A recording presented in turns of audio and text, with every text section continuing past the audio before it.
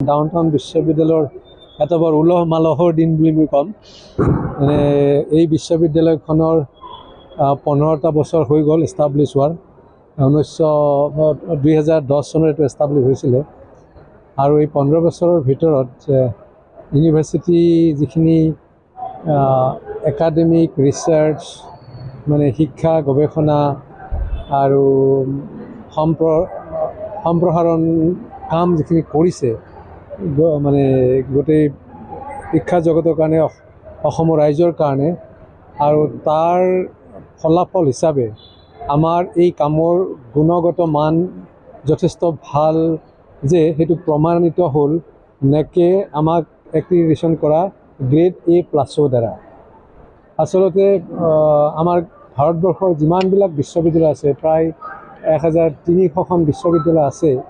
এই বিশ্ববিদ্যালয়বিলাকৰ মানে শিক্ষাৰ গুণগত মান উন্নত কৰা এটা প্ৰধান লক্ষ্য আৰু সেইকাৰণে NAAC এই নেশ্যনেল এক্ৰিডিটেশ্যন এণ্ড এছেচমেণ্ট কাউন্সিলে নিৰ্ণয় কৰে যে কোনবিলাক ইউনিভাৰ্চিটি গুণগত মান শিক্ষাৰ কাৰণে বেছি আৰু কাৰ কম আৰু সেই হিচাপে হায়েষ্ট গ্ৰেড হ'ল A++ আৰু তাৰপিছত গ্ৰেডটো হ'ল A+।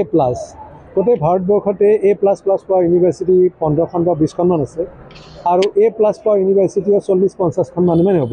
তাৰে ভিতৰতে অসম ডাউনটাউন বিশ্ববিদ্যালয় এটা পজিশ্যন পোৱাটো বৰ গৌৰৱৰ কথা। ইয়াৰ কাৰণে বিশ্ববিদ্যালয়ৰ সকলো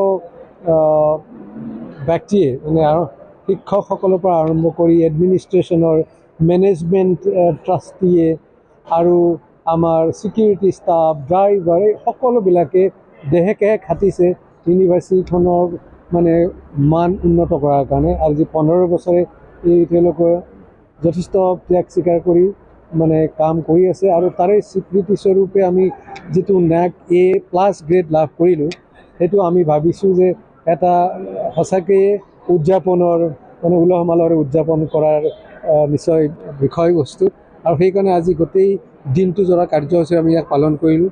ছাত্ৰ ছাত্ৰীসকলে খুব আনন্দ ফূৰ্তি কৰিছে, খানা খাইছে।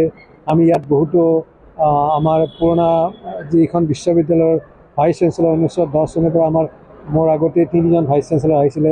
তেখেতসকলেও এইখন ইউনিভাৰ্চিটি ভাল কৰাৰ কাৰণে যথেষ্ট অৱদান আগবঢ়াইছে। এই সকলোখিনি লগ হৈ আমি সকলোৰ মানে অৱদানৰ কাৰণে আমি যিটো এটা পৰ্যায় পালোঁ সেইটো আমি চেলিব্ৰেট কৰিলোঁ গোটেই দিনটো। ইউনিভাৰ্চিটিখনৰ A+ গ্ৰেড মানে এতিয়া আমি কিছুমান বিশেষ সুবিধা পাম।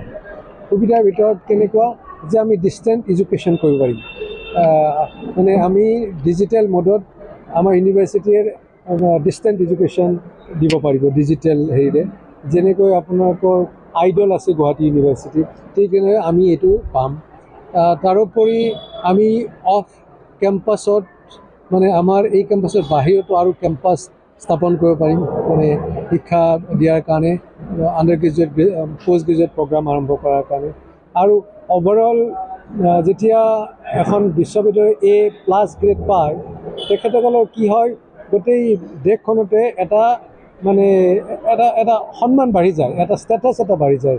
কাৰণ আমাৰ যিবিলাক মানে গৱেষণা আদি প্ৰমোট কৰাৰ কাৰণে গভৰ্ণমেণ্ট অফ ইণ্ডিয়াৰ মানে কিছুমান সংস্থা আছে যেনেকৈ department of science and technology, department of biotechnology, তেখেতসকলে আমাক গৱেষণাৰ কাৰণে মানে এক্সট্ৰামুৰেল গ্ৰাণ্ট বুলি কয় প্ৰজেক্ট দিয়ে।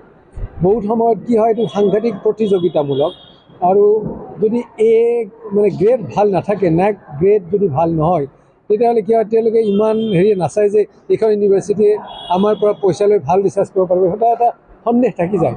কিন্তু আমাৰ A+ গ্ৰেডটোৱে এতিয়া আমাৰ প্ৰজেক্ট মানে আৰু অধিক প্ৰজেক্ট অনাত সহায় কৰিব পাৰোঁ। ইভিন A+ গ্ৰেড নোহোৱাকৈ B+ৰে আমি যোৱা 2 বছৰত মানে কম্পিটিটিভ বেচিছত বহুত প্ৰজেক্ট আনিছোঁ আৰু সেইটো আমাৰ ইভিন NAAC A গ্ৰেড পোৱা যথেষ্ট সহায় কৰিছে আৰু এই ধাৰাটো আমাৰ অব্যাহত থাকিব আৰু ইউনিভাৰ্চিটিৰ গৱেষণাটো যথেষ্ট পৰিমাণে মানে আমি আগবাঢ়ি যাব পাৰিম।